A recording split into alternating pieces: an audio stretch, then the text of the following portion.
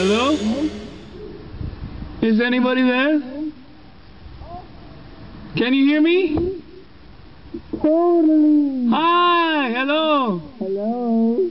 Where are you? Not far. I see you.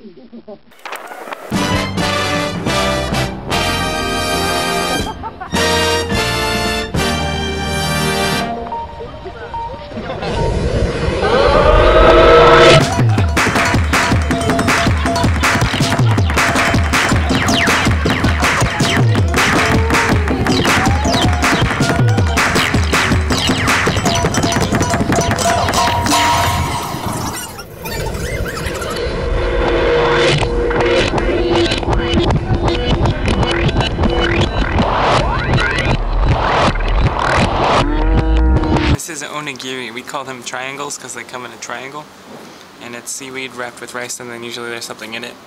And this is a root, I think. I don't think this is also seaweed. It's something else. But some of them have, you know, fish and stuff. But these ones are vegetarian.